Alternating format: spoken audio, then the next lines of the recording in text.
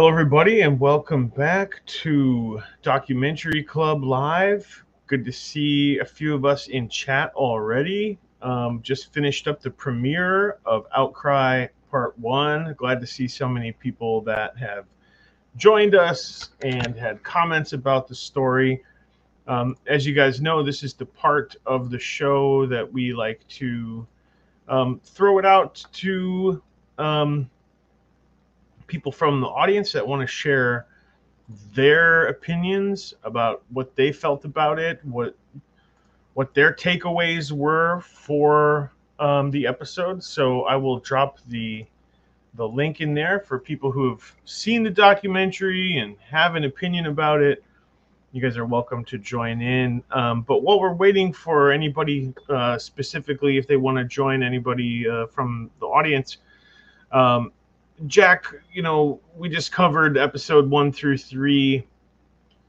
There were a couple takeaways that we mentioned previously about Outcry. There were a couple issues with Patricia Cummings. There were some things that maybe you wanted to hold back until live. Did you have more to add about her, or? Well, that's really coming in episodes 4 and 5. Okay. We talked about that earlier today, but I mean, I see, as a defense attorney, I mean, I can add this that, and we talked about it. Her taking the case to me was such a conflict of interest because, we did find out that she did represent this family, the 3 brothers, in some legal capacity, different charges that, she, I guess the mom had hired her to defend them. And then this case comes along and she sees that, Jonathan and Gregory are really what, I mean, build wise, Jonathan is definitely bigger. He's a bigger dude. But facial features, these guys at that point in their life could pass for brothers. There's no doubt about it. And she knew it. I agree. And she didn't say anything. The part is she didn't say anything. She's, number one, that this Jonathan was likely the one that did this to this kid, and number 2, that they looked alike. And she didn't say, "Hey, something weird's going on here. I can't represent," even if she didn't say anything. So I had a real problem with her. I got a real burr in my ass about her, and I bitched about it. And I'll continue to, because to me, without her, this story turns out different. It didn't take just her, but she's a big part of the problem. So one of the, definitely, I think had they investigated more, they would have come across the fact that these guys really look alike. They really, and had it been investigated deeper, they would have said, wait a second, these guys look alike. I want to take the moment to welcome Katie Didit in. Katie, welcome back to the Doc Club Live. Hey. I'm kind of nicknaming in my mind Kay is the tornado. Thank you. She's the tornado dodger. Well, yeah, this is really a crazy one. Well, what were your first thoughts on anything that we said already, or just anything you want to bring up?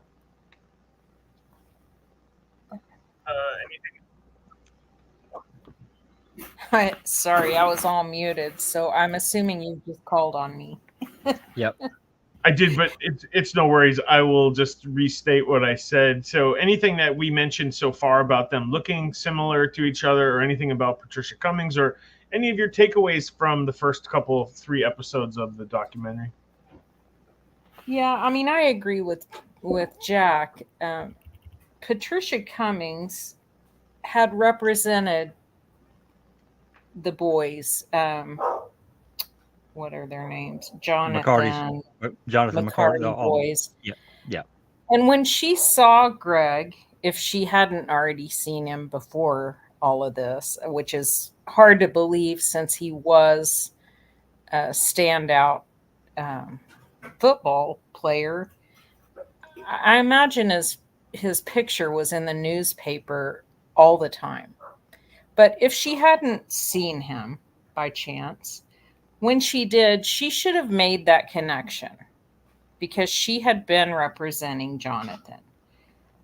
It makes me think that she took the case knowing that it was likely Jonathan, more likely Jonathan that did that. I don't know. I have just all kinds of problems with her because she obviously was using this as a career builder with some of the things that she did. I'm trying to think what ended episode 3 because it's been a couple weeks since I rewatched this, but I hate to speak into episodes 4 and 5. So if I start to do that, just stop me. All right, we'll make sure to stop you. No worries, though. I don't think it's Go ahead. But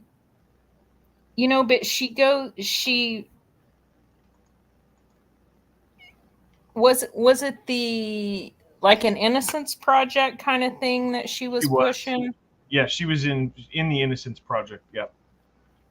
Which is just blows my mind after what she did to Greg Kelley. It blows my mind too because I hold the Innocence Project, and there's multiple factions of that.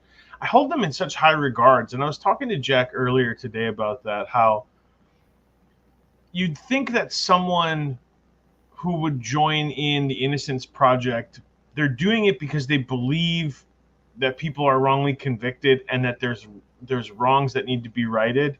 Instead, it seems like people like Patricia Cummings just see it as another stone for their career.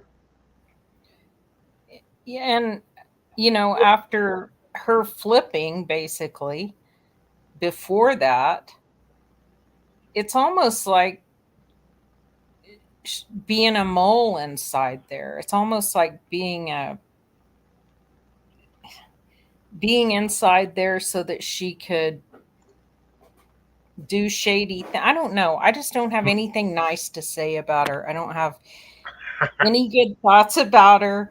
I can't imagine how someone can sit on the stand like she did and act like, oh, well, I'm not going to be able to answer these questions because, well, Your Honor, if you order me to answer this, I will. It's just, she's so disingenuous. I mean, she's exactly where she deserves to be right now.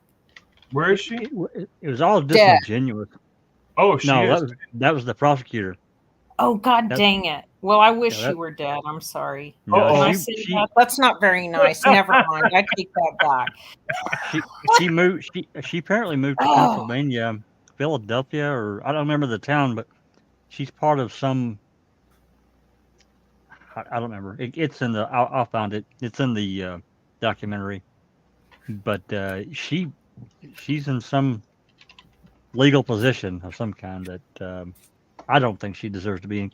But I'll bet you where she's at now, I bet they don't know what she actually did. And if they how can they not, Jack? I don't know. I really didn't dig into her too much at all. Okay, so I just found something quick about her, and it says that Patricia Cummings, supervisor of the Conviction Integrity Unit, Office of the District Attorney, City and County of Philadelphia. Yeah. So I believe that's where she is now. She's in the Conviction Integrity Unit. Even better. That's what it was, and I was like, what? What? Yeah, that is what it was. She was campaigning for a Conviction Integrity Unit. Unbelievable. I think that part that, one of the things that comes up more in episode 4 and 5, and that is she, not to get too far ahead of ourselves, but we are talking about her and her kind of trajectory. She angles for and argues for, and we talk about this next week in depth, that she was talking and angling and helping for the idea there was this new legislation that was trying to be passed, and that it would give power to the local judge and the local prosecutor of letting people out on if they were wrongly convicted, and all they'd have to do is have the judge and the local prosecutor instead of going through all the additional appeals. And so that's one aspect where I go, this woman, I disagree with almost everything she's done, but yet I agree with this. I agree with one thing that she said, and it's complicated, but I don't know how she kind of flip-flopped on that one. My guess is there's got to be some sort of a connection between her and the McCartys. Do you guys feel that? Other than they were a previous client? Well, it almost seems that way. It seems like they were personal friends. Like yes. She was personal friends with the mother, perhaps. And protecting Jonathan. Right. That's why she should have stepped away. It's such a huge conflict.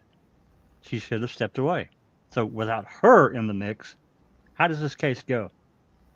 Would another attorney have dug deeper and said, "Hey, this kid looks just like Gregory Allen or Gregory Kelley"? I said Allen. Wrong Gregory. Yeah, wrong Gregory. Freudian slip. Yeah, exactly. In cases like this, where there's no investigation, which there basically was no investigation here, the defense attorney really needs to do an investigation, and bring these things forward that the police should have brought forward. Yeah, or go to the judge and say, "Look, these cops didn't even do any kind of lineup. They didn't do anything, and they didn't." And maybe in this case, a lineup wouldn't have really been very helpful, because I was looking at those two photos and it took me a minute to figure out which one was which, because they are strikingly similar in those football pictures. They absolutely are. I want to take the opportunity to welcome Susan back. Welcome, Susan, back to Documentary Club Live. How are you today? I'm good. Thanks, Jeff. Hi, everyone. Any thoughts that you'd like to bring to the foreground for us? Yeah, I just want to add to that. This attorney, I think she really got her pants in a wad when Greg's next attorney tried to accuse her of ineffective or used ineffective assistance of counsel. She did not like that. And I think a lot of her motives after that were to justify herself. Interesting. Yeah, it's all self-serving, all of it. To me, that's all how it comes across.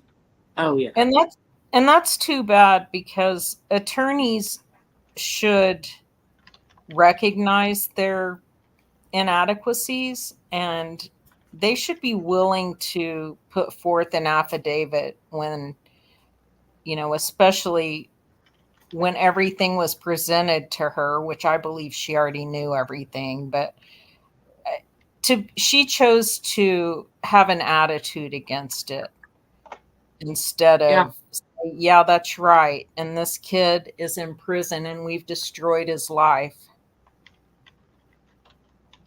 Yeah, do what you can, work with this attorney.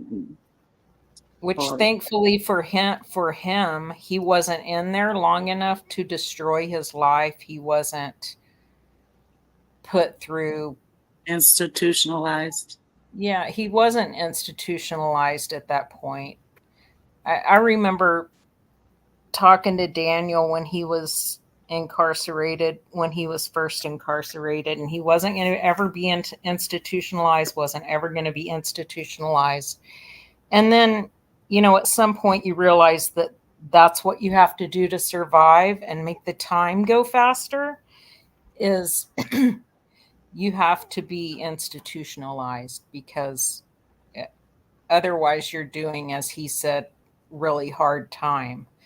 But there are situations that these inmates are put into that could screw them up forever. And it appears that that did not happen to Greg Kelley, and he got out before it really screwed up his mind. He did say at some point that he had to defend himself and that he wouldn't let on to his mother about it. I think he, maybe I'm jumping ahead in episodes here, but later in the series, he does say that to his mother that, like, there was some things going on behind the scenes, but I couldn't let on to that. I didn't want you to fear for me. And his mom's like, I feared for you no matter what. I just assumed that there were, because he's accused of. Yes. Mm-hmm. In prison, they will come after you. That's a death sentence. Right. Yeah, So, they will come after you in groups. Yes. Right. Absolutely. That's in episode 4, by the way. That is right. Wow. They did have that's a good 5 or 8 minute excerpt. When he's talking to his mom there at the dinner table. Really, another really good human moment. So I got this website here that you sent me, Jack. It's about where are the main players. Yeah, but I didn't know if you wanted to show that now or save it till the end. But whatever. I mean, it's out there. People can look it up. Yeah, sure. I guess I was curious about at least checking out the Patricia Cummings one because we were kind of talking about her. So, oh gosh. She's ironically heads up the Conviction Integrity Unit in Philadelphia. Sickening. So it also said she works for the prosecutor's office, right? That's right. Yeah. Sickening. So, here's the thing. She's helped get 25 people or more out of prison, yet she is almost responsible for keeping this guy in. You know what I mean? Like there's a disconnect. It seems like she's on the side of wrongful convictions, except in this case, which makes me go back again.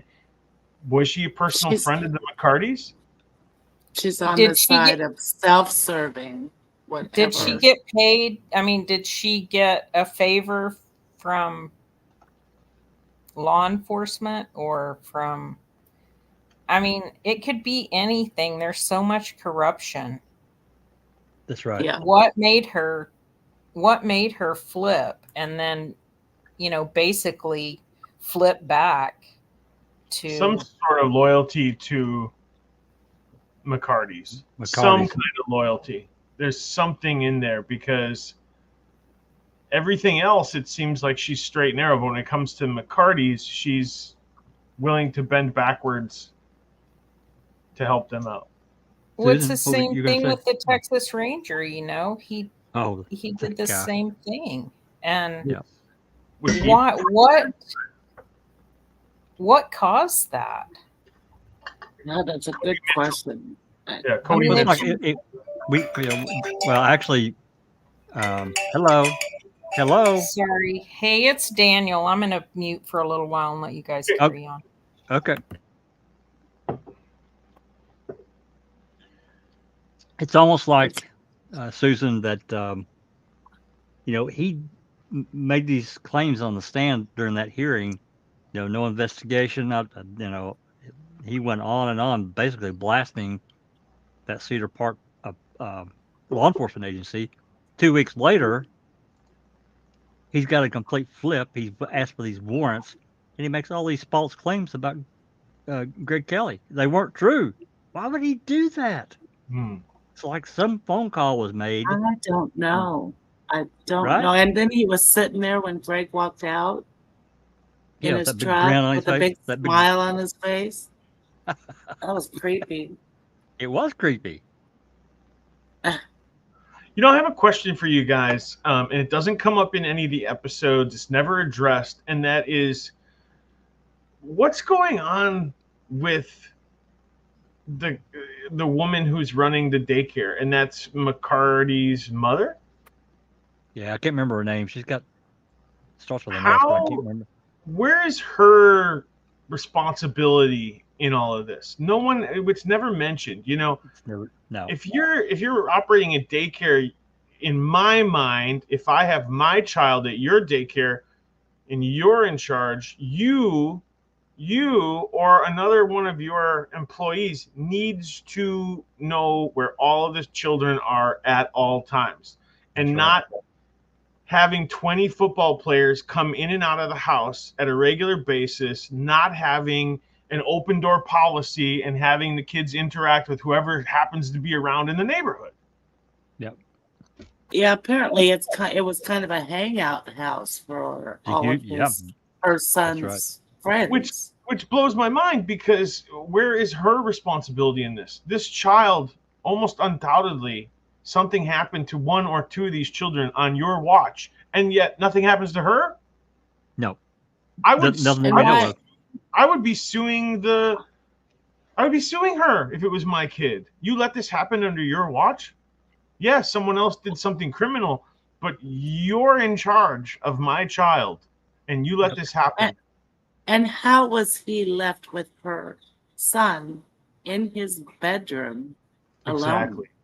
Exactly. How is this even possible? And that's Right. why, yes, somebody did something criminal, but how was it allowed to happen? Because if, in my mind, you're in a daycare, there is no going off into another room, as you said. It's all the children are together. I'm watching them. We're playing. If there's nap time, there's one or two adults supervising at all times. Think about it. Other cases where something like this would happen, that daycare is immediately investigated. There Think you about go. Melissa. Right. Think about Melissa Kalinski's case that KZ has. Yes.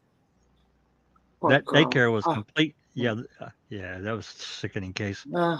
But think about, they completely investigated that, all of it, that entire daycare, everyone there.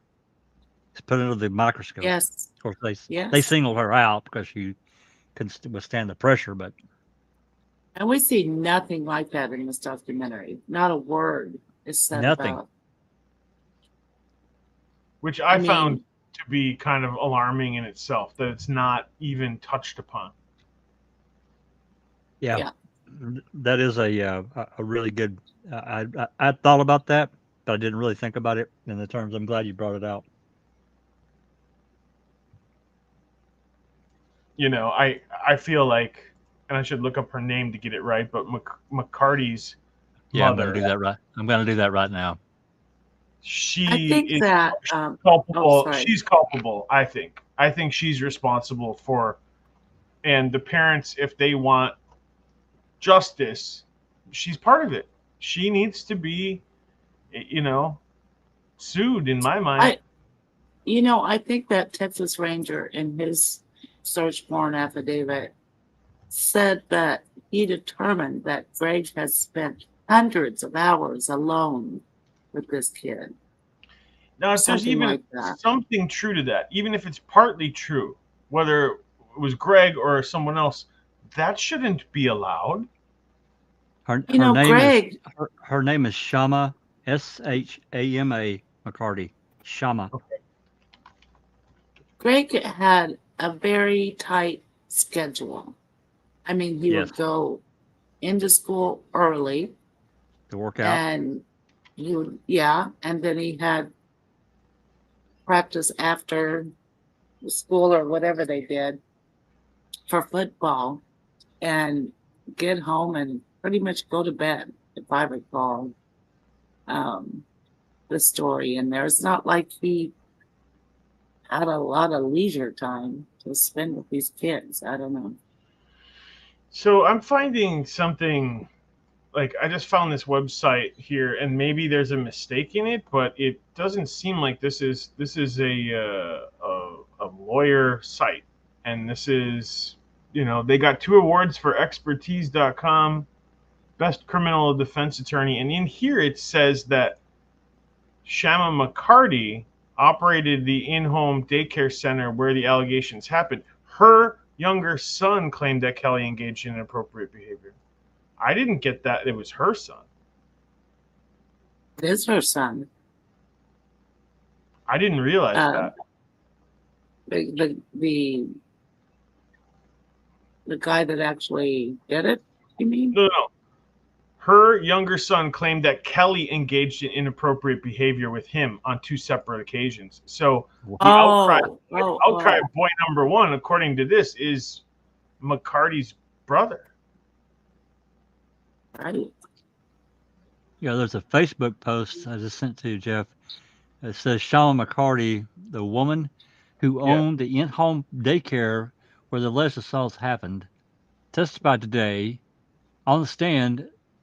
She frequently said she didn't remember things like where the children slept or if they interacted with Greg Kelley. Prosecutor pointed out inconsistencies in McCarty's statements. Wow. So this is. I didn't know that it was her son that was. I didn't know that abused. either. And they talk about the second. They want to keep the identity of the child under wraps, and maybe that's why they didn't say it, because then we would know who it is immediately, right? And so maybe that's why the documentary didn't mention that. I know they talked about the outcry number 2. They contacted that father, but now this really makes a hell of a lot more sense that Sharma doesn't want her son to be arrested, so she points it at the other kid. Now it makes so much more sense to me. And she recommends the attorney. I think case closed. I think we solved this one, guys. I mean, now the logic clicks together. Why were they targeting Gregory? Because she didn't want them targeting her son. You know, we can look up the statistics of, SA, but I know that a big majority of it comes from inside the family. So that fits the numbers, the statistics. This article says another boy came forward, which is not the truth. The second boy, there were 2. Yeah, he didn't come forward. He didn't come forward. Detective Daly contacted the dad. That's right. So, okay.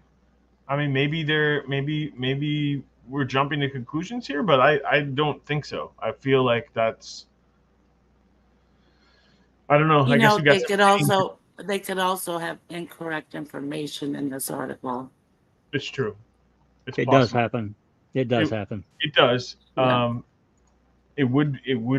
It would make sense that that's why, but yeah, maybe I can dig before next week and we can dig into that and see if that holds true.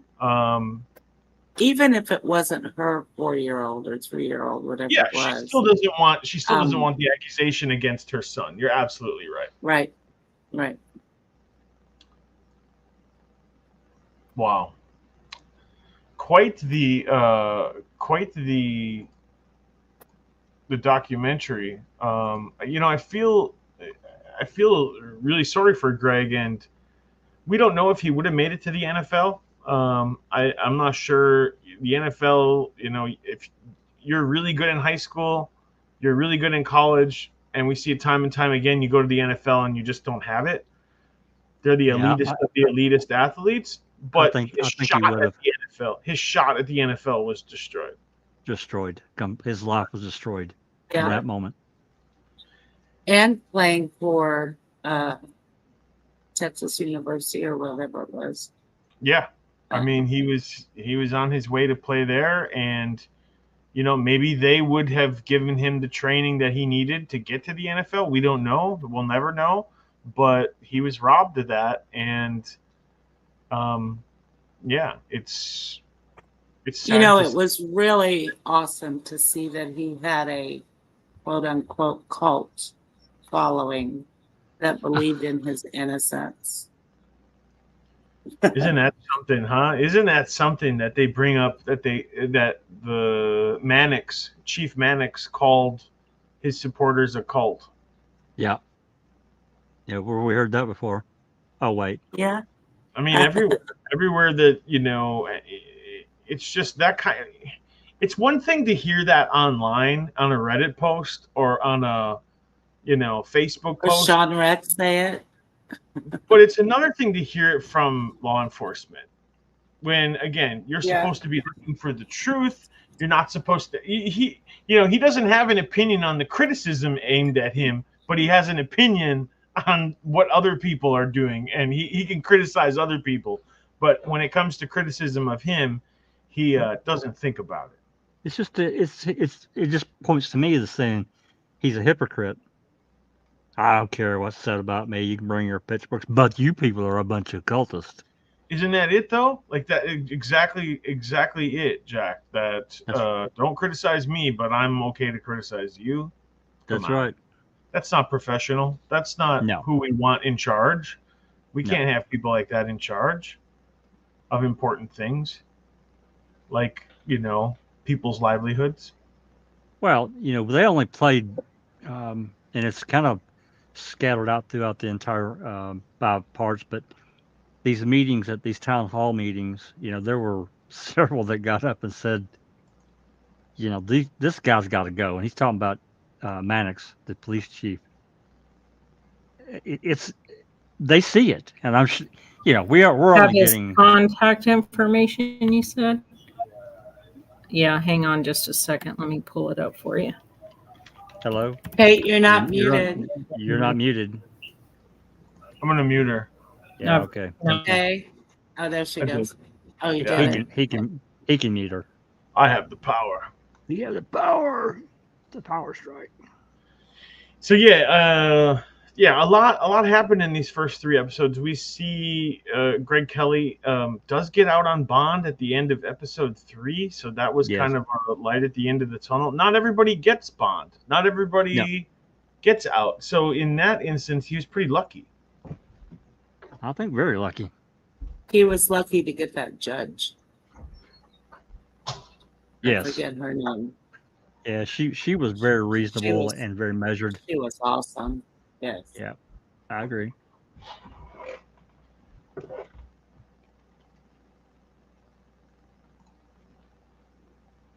Well, I think we covered most of the areas that have to do with episode 1 through 3, unless you guys have something else that you want to add. What were your major, if you had to say, what was your takeaway? What was a takeaway from what you guys watched? Well, I'll let Susan go first. All right. It's just heart-wrenching to see these cases and the actions of law enforcement investigators and the system do this to an innocent person. I mean, as we all know, it happens a lot. And there needs to be some changes in our system. Real changes that help. Yeah. Unfortunately, though, it's such a slow rolling, it's pushing a boulder up a hill kind of thing, like it's incremental. I listened to that.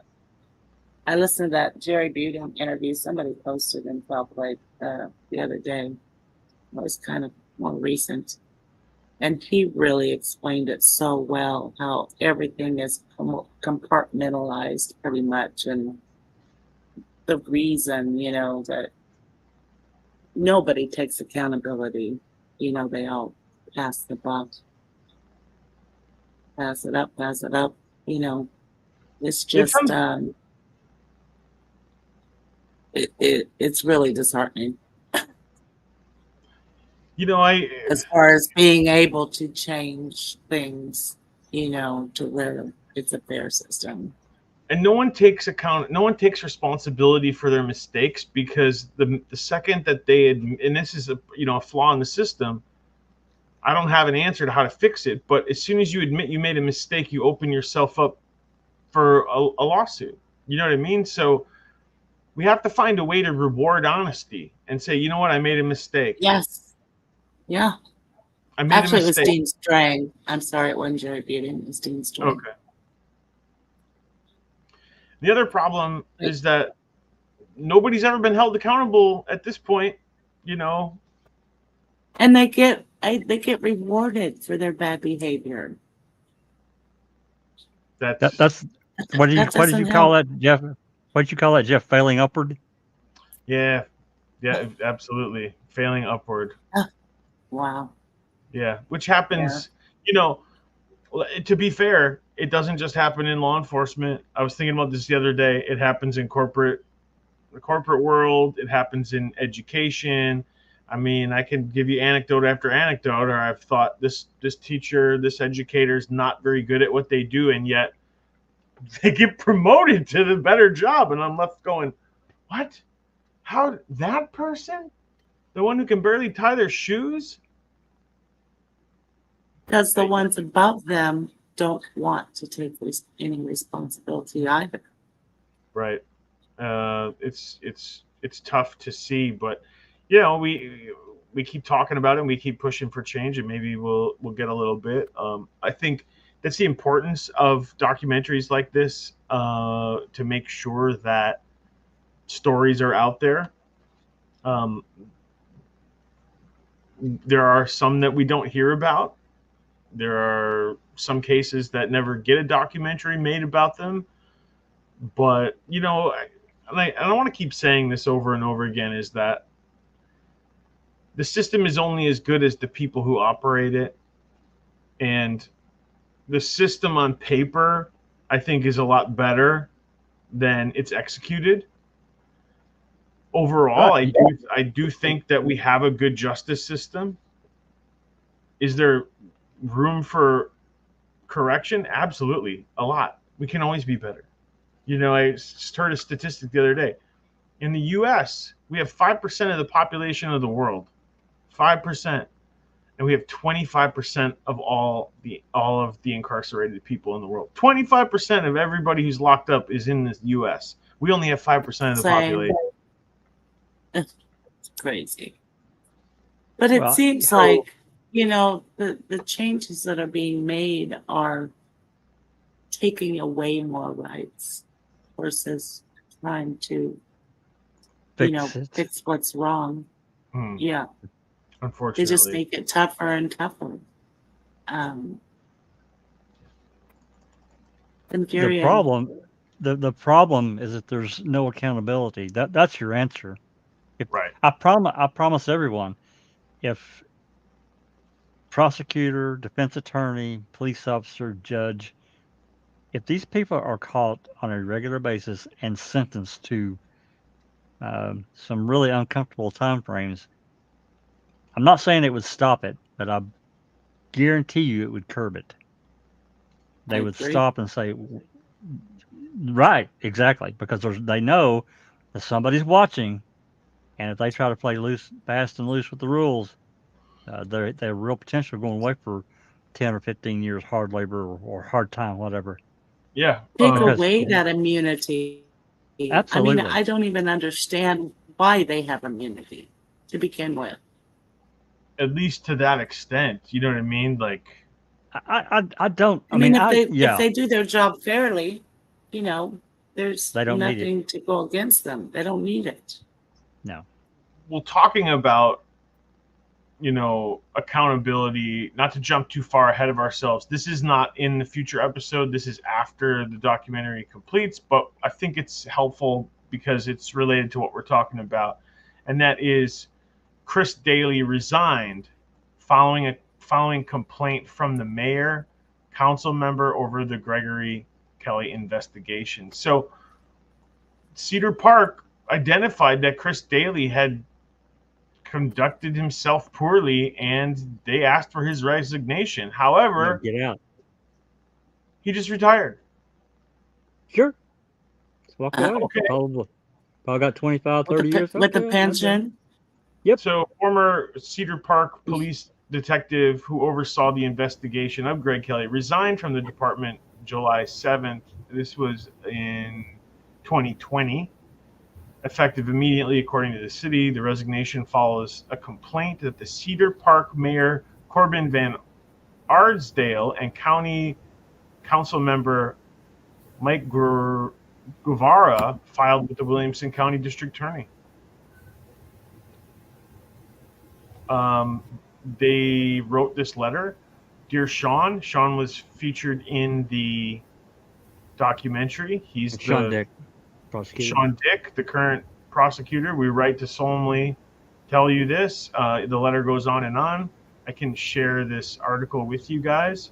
But basically, that being said, having seen Outcry in its entirety, we're disturbed by footage from where August 2nd, 2007, habeas hearing, which is corroborated in the hearing transcript, where Mr. Daly appears to have committed aggravated perjury while testifying on the stand, particularly about the existence and content of his conversation with Miss Matthews, who also testified under oath at the hearing and emailed the prosecutor assigned to the case about the content of their conversation with Miss Daly, Mr. Daly. In the August 2nd hearing interview with the second child, LM, aggravated perjury in the third-degree felony with a 3-year statute of limitations, which meant it had not time barred since August 2nd. We attached an official complaint to this matter, and that's attached below, that they filed the complaint that in the Showtime documentary Outcry, former city detective Christopher Daly is depicted potentially lying under oath on the witness stand in the habeas hearing, as shown under oath during testimony by him and by under oath testimony and emailed of former prosecutor Stacey Matthews.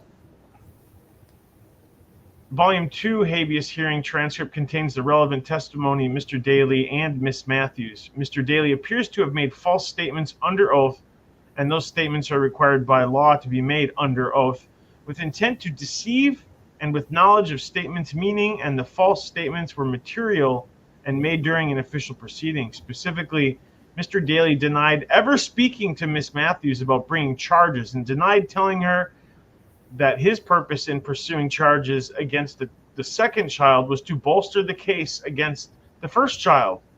Mr. Daly also appeared to have lied under oath about his conduct in the forensic interview with the second child.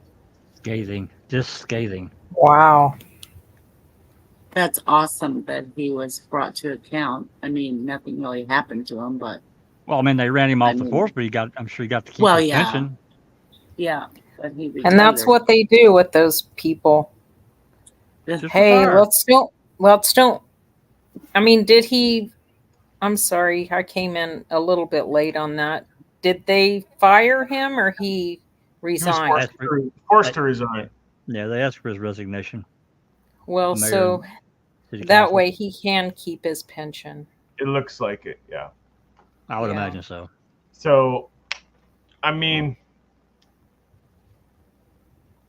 I don't know. That's a tough one. If I would think to lose your pension, you'd have to demonstrate it time and time again. Hey, to me, if I he don't did know. it, if he did it in this case, he's willing to compromise. Did He's it done it in in another case. You're Yeah. damn right. Absolutely. I feel that. Yeah. I feel that. Oh, you're he right. was so freaking smug, man.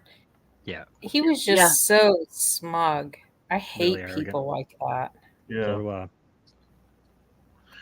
Well, Katie, I don't know if you have any comments to add. We kind of covered a couple things while you were on the phone, but if there's anything that you wanted to add before we wrap up about the first few episodes of this documentary, or anything in general.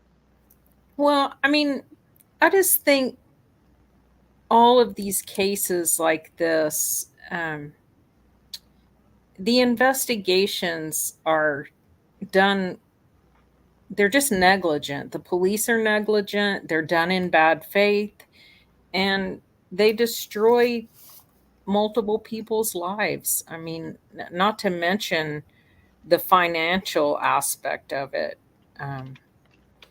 It puts a family's life on hold for Years. the duration of, sometimes it's decades. Oh yeah. And it seems like, and I guess I was shocked that the Court of Criminal Appeals unanimously voted to exonerate or to drop the charges or to reverse the verdict, I guess. Because that's not the common thing that happens.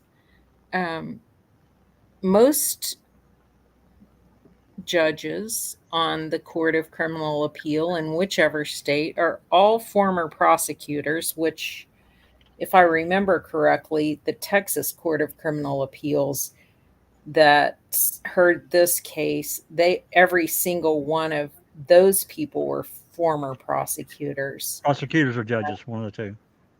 And I don't know. It's like they're being manipulated by judges below them and whoever else. It's a whole chain of people from bottom to top that manipulate things in the way they want them to work out. So yeah, and it's from one side. We're going to keep you. We've got you locked up, and that's where we're going to keep you. It's usually about protecting the conviction and finality, and yeah. we say that about all these cases, but it's sickening. It needs to change. It does need to change. It feels too big. Well, we have to, it's got to be incremental, and I think the truth is you're never going to get the silver bullet that changes everything overnight. So, you gotta pick your battles and find one, try to right wrongs here and there. And, unfortunately we have a patchwork of we don't have a unified justice system. Everybody does things differently in every jurisdiction. So it's, on us to hold our local, prosecutors to account, to elect people who we think are, like you said in the comments, have a moral code. That's what Cherie's got it. She's got it all down there, right there in the comments. Right. Well, and in this case, electing Sean Dick as the district attorney to replace Jana Duty, that was what it took for Greg to be heard. I mean, he was willing to look at the case. He was willing to meet with people and hear what they had to say. There aren't a lot of prosecutors who will even give you a meeting. No, they're done. So, yeah, these district attorney races are really important. They really are. And, people, I don't know, before I got involved in Daniel Holtzclaw's case, I really didn't pay attention to the history or background of judges when I was voting. I really didn't think to research them before I went to the polls. Really important. And it is very important. So, yeah, those are the changes that are more easily made. Tried doing that here. The last time I voted, there was some judges on the ballot, and I tried researching them. I couldn't find anything about them. I don't know how the hell you go about, getting information about them. Yeah, there's not many legal means unless somebody in the community has followed somebody's career path, kind of found out where they're from as a lawyer. That's the only thing you can do, and look at newspapers.com. And again, unless somebody's done that research already and has followed someone, it's really difficult in a lot of jurisdictions. But I think we all understand. Well, I don't know if everybody understands that if you look at prosecutors, I'm talking about county and even city prosecutors around the United States. I can't say in the world, but here, by and large, they have more power over their little little kingdom than anyone in the county, even the sheriff. They have more authority, and people don't understand that. And the DA, they do, and they can affect so many people's lives with what they do. Did you see the recent DUI stop of the the Yes. prosecutor, Yeah. DA, the Yeah, DA. Where was that, Kay? I can't What state remember was where that? that was. I can't either, but a cop was pulling her over for speeding, and she just kept going and went home and pulled into her garage. And the cop is, trying to be reasonable with her, and she's telling him, huh, I'm the DA, I'm going to prosecute myself. So go ahead and write me a ticket. Wow. I mean, it was disgusting. The arrogance of that. Ah, So so arrogant. And she was going Yeah. 20 over or something like that. well, that's reckless driving in my state. Explain that better, Kay. I'm not very good at it. No, I mean, she was just so arrogant and smug. I mean, she felt entitled to, she wanted the police officer, she had already called. She makes a phone call while she's being lit up, and instead of pulling over, she continues to drive home. She's making a phone call to, I think, the police chief, to ask him to call his officer off of her.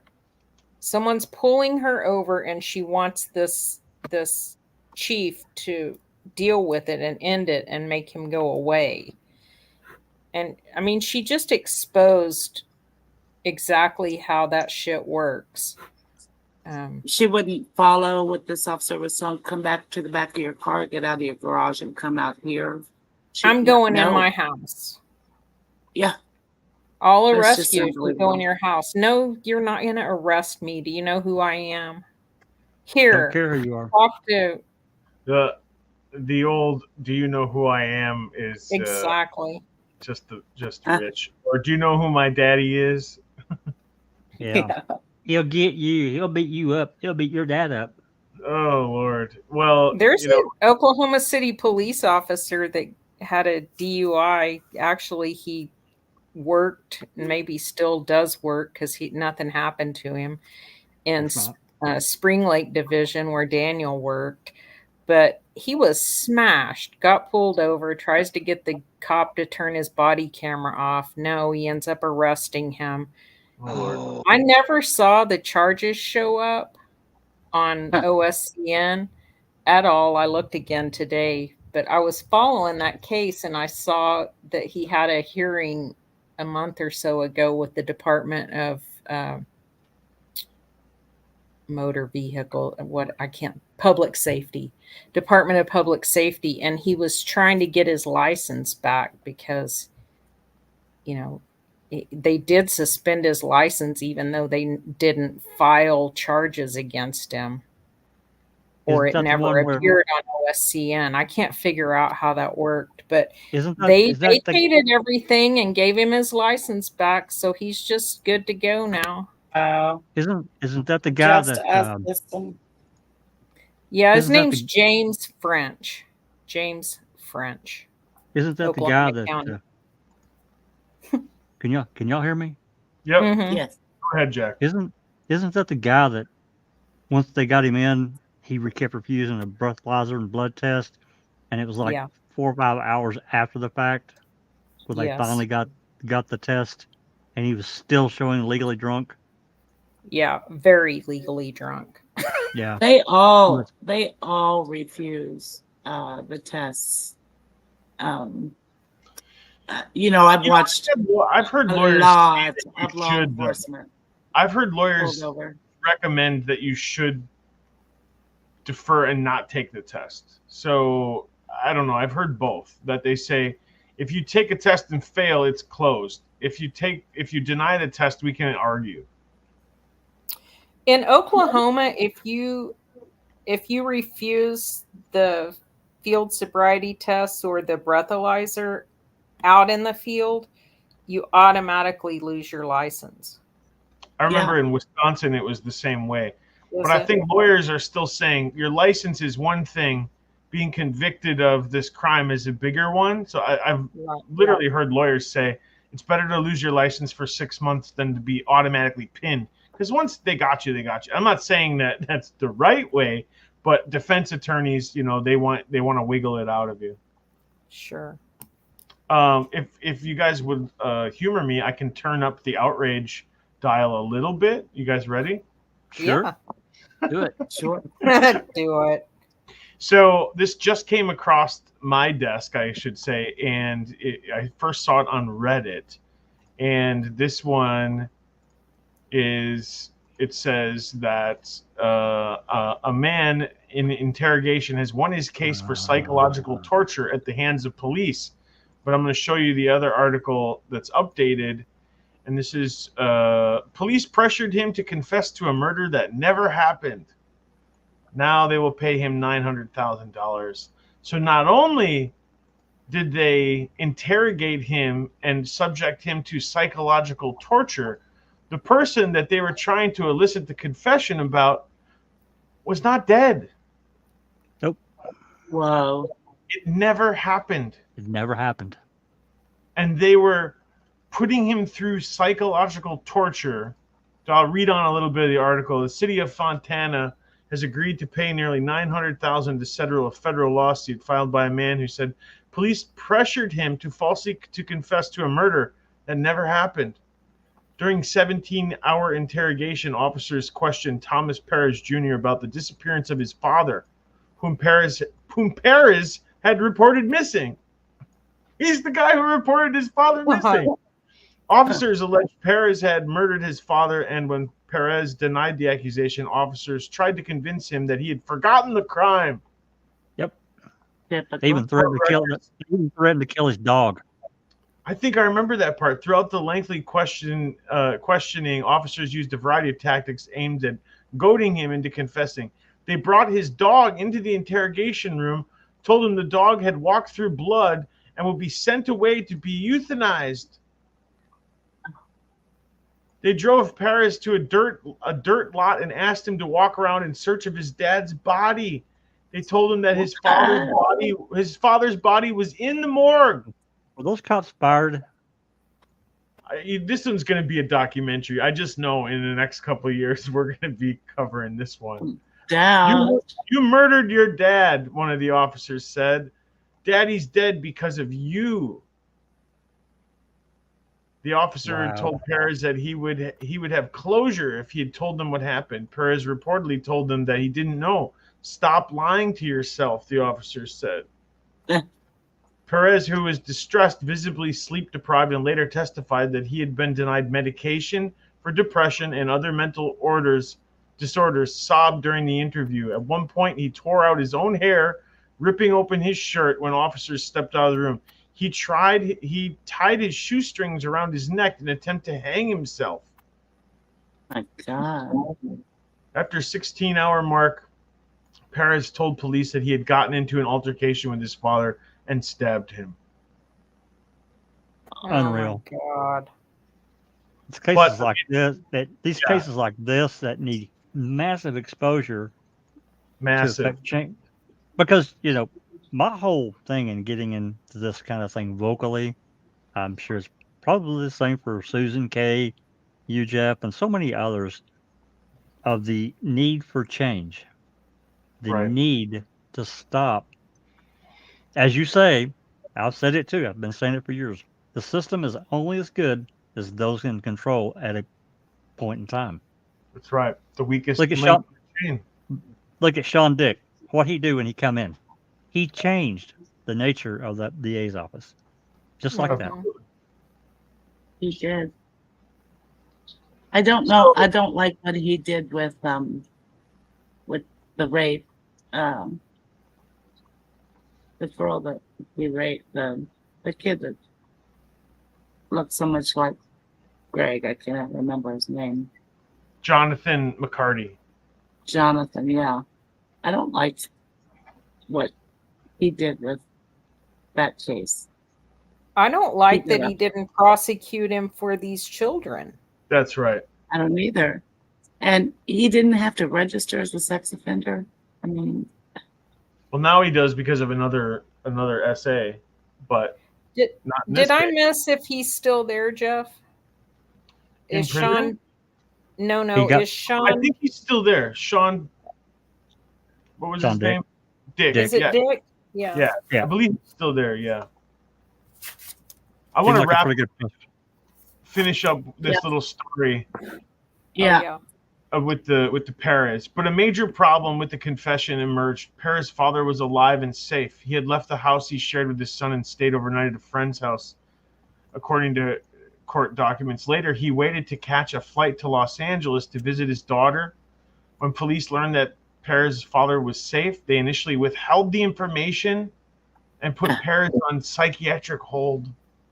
Oh my Jesus. God! Oh In my my 40 Wow. Now, this is a defense attorney speaking. In my 40 years of suing the police, I've never seen that level of deliberate cruelty by the police. After what I saw in the video of what they did to him, I now know that the police can get anyone to confess to killing Abe Lincoln. Right? What are the other things that we see in common with this one? Withholding sleep, withholding medication, withholding, Food and water. et cetera, et cetera. It's always the Lying. same tactics. Lying, right? That's another one. Like, okay, it's one thing to fib, to try to get to elicit, a confession or something. We got to stop that. Cops can't just straight up lie to you and be like, we have the weapon. We have your fingerprints all over the weapon and all over the house. You have your DNA. Yeah. We have your DNA. They shouldn't be able to do that. Like That's right. that's one thing that we could change and affect real change with, I think. Just you can't lie. You can't lie. Like, I understand fibbing a little bit, or no, I wasn't exactly honest, but straight up lying when you're trying to find the truth. Yeah. It also does a disservice to the people that are following the case too, because people who can listen to an interview or whatever, and they're trying to decide, is this person guilty or innocent? They take the lies from police as fact. Right. So if the police say, hey, we found your pubic hairs in the back of your cruiser, so come on, tell us. Just tell us the truth. Yeah, when in fact there are no pubic hairs in the back of the cruiser. But now everyone thinks that that's one reason that Daniel Holtzclaw is guilty, because his pubic hairs were in the back of his police car. So come on. But that was a lie. It's a lie. It's a lie. Yep. And that gets disseminated into the media and changes public perception, right? It's on YouTube. That 2-hour interview is on YouTube, and people go and they watch that and they make a decision based on some of the lies that were told. And it's just, there you go. It's wrong. You see it in all of the cases, like you were saying, Jeff. It's the similarities, in the wrongful convictions and improper interviewing, and pressuring people to just get a confession. Like, that's what we see. We see the same things over and over again. It's like a formula now. Like, we have a formula, E equals MC squared, or another, Shapley-Shubik formula, math formula. It's always the same tactics, and it's costing the taxpayers money. Millions. That's the other thing. What do we see in American Nightmare? We just talked about the exact same thing. These people wanted to be done. You did it. What'd you do with her body? Come on. You're lying. I know you're lying. And that was it. There were tunnel vision in on Aaron. It's such bullshit, man. And you know what? As we cover more documentaries, it's just going to be more of the same. I just know it. It's. Well, I think that's the running theme. I mean, and that's not going to change for us. A lot of these detectives, police officers, they're not very smart. No. I mean, these aren't highly educated people. It doesn't take a lot. But they think they're smart. They think they're the most brilliant people on the planet, right? Oh, I'll get this guy. I've been doing this for so long, and they, it's this false sense of confidence that they get when they, throw the gun in the badge, and they feel like they are invincible. I can't make a mistake. I couldn't be wrong. Or they've got so much power that people are afraid to Right. speak out. Have you watched that documentary, Susan and Kay? Help me out, that Dr. Sutherland posted about that case in Calwetta, Johnny Georgia. Cash. Yeah, Yeah. Star Johnny Oh, I Cash. have not. You need to watch that. It I will. because this guy, where this happened, I'm not going to get way into it, but there's some similarities that cross over to the Avery case, in the body being burned, Mhm. and then moved, the bones were moved. But this guy that did it, he had such a grip on that county that so many people were afraid of him, but this sheriff was not. He was, because this guy had done other things too. It wasn't just this. Well, he was. Yeah. He was It dead was set on based on getting a this true guy. story. That's right. Yeah. It's really good. So it's not only these guys having this being able to lie and get away with it, but people are afraid to come out and say anything from fear of getting their family hurt or themselves hurt. Is that Because other they factor? have the power.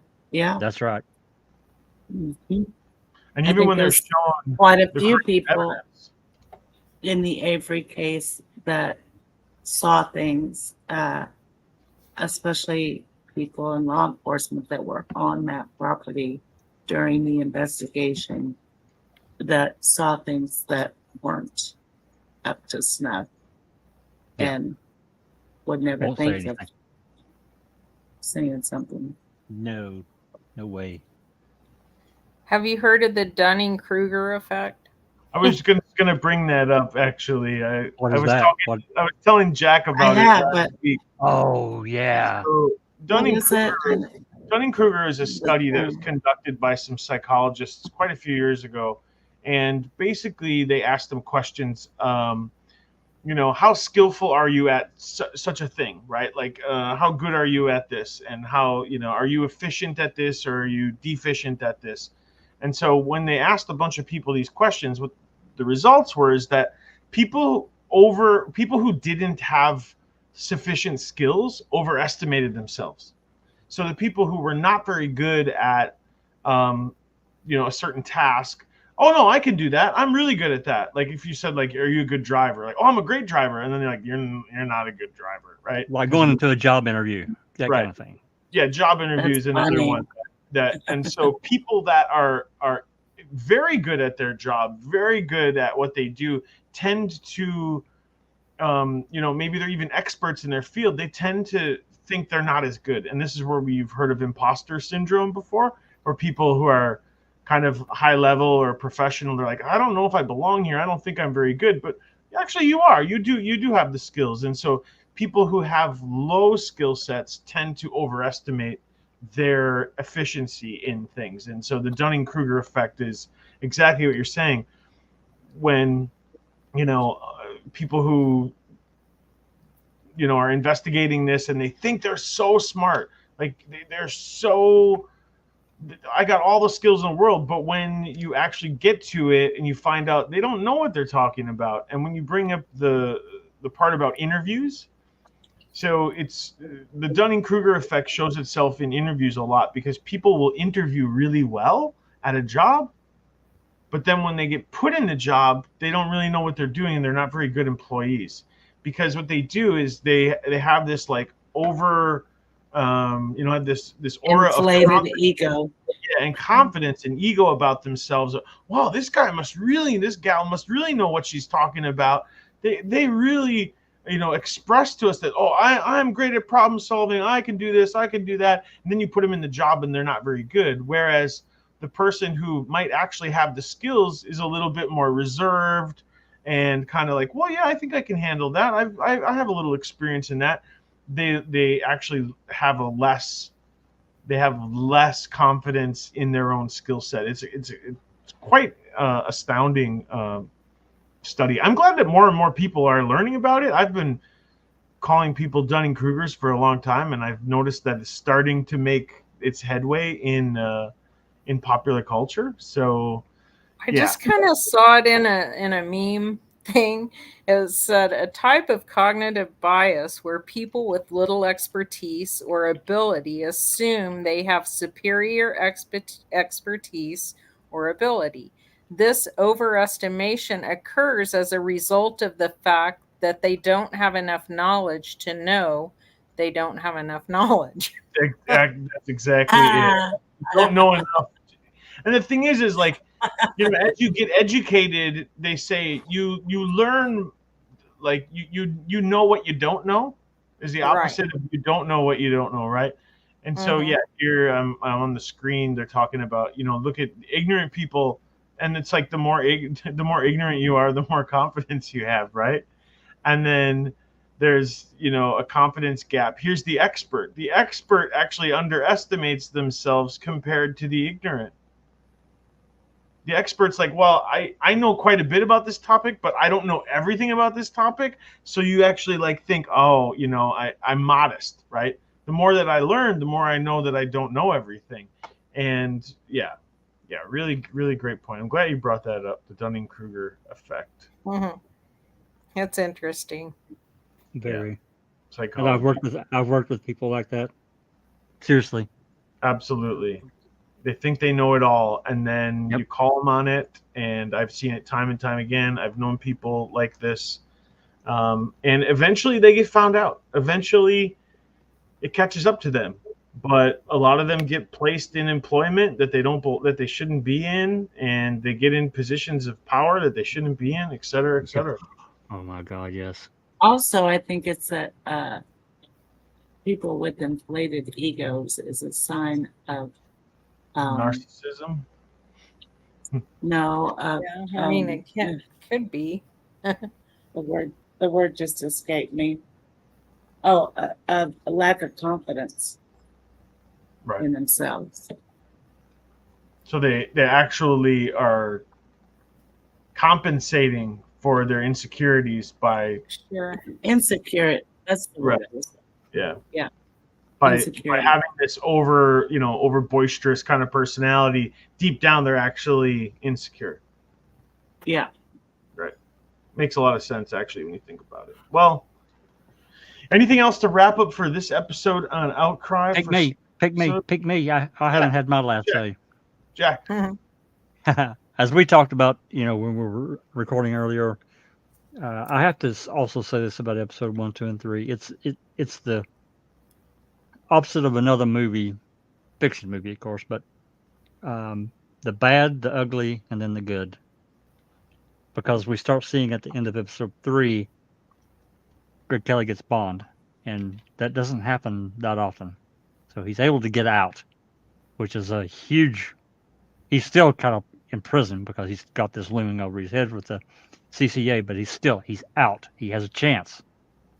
So it was such a terrible thing to see all these people compromise themselves for whatever reason, to put this kid through what they put him through and rob him of his chance, because it did. It robbed him of his chance, I think, of fulfilling his dream of getting into the NFL. I think he would have made it. I do too. He was such a standout player. I mean, you can look at his statistics. He was a great, great kid, and he was driven and very mature, really mature for his age. So good for him, and he stuck to his guns. But got a lot more coming. And you want to mention the what we've done for the review for episode 4 and 5? Sure. Clips. Absolutely. Go for it, Jack.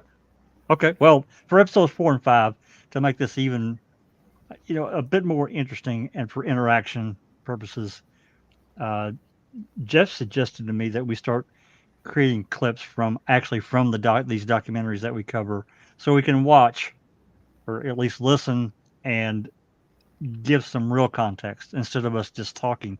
It gives us the, some pieces of the puzzle straight from the documentary. So I think that's going to be a real benefit, because it's not just us talking. We get to actually hear what's going on in the documentary. I think it's a great approach. Absolutely. That's a great idea. So we're whatever, episode like 5 into this. So I'm Yeah. trying to make it better every time. We're trying to make improvements. We're just getting on our feet with this, trying to find our footing and our grounding. So yeah, next week we will have clips to share from episode 4 and 5. Oh my God. Absolutely. And I made an executive decision as well about our next documentary. So maybe we'll give you a little teaser trailer on that. We are going to cover Ashley Madison on Netflix, Sex, Lies, Oh, and I just watched that. Did you? Oh, so Yes. do you have strong opinions about it? Well, sure. Awesome. We're looking Yeah, forward. that's what we're looking for. Strong opinions. Open your mouth and talk about it. So we will be next week. We're gonna cover the last 2 episodes of Outcry, and then in 2 weeks we will cover Ashley Madison. So that gives you guys 2 weeks out there to get caught up. It's only it's 3 a episodes. 3-episode series, so you should be able to binge that quickly. If you guys are not familiar with Ashley Madison, it is about it's a website created for married people who want to have discreet affairs. It was a big issue, gosh, a few 10 years ago maybe already, and there was a giant data hack and breach, and everyone's information was leaked on the internet. It ruined careers, it ruined relationships.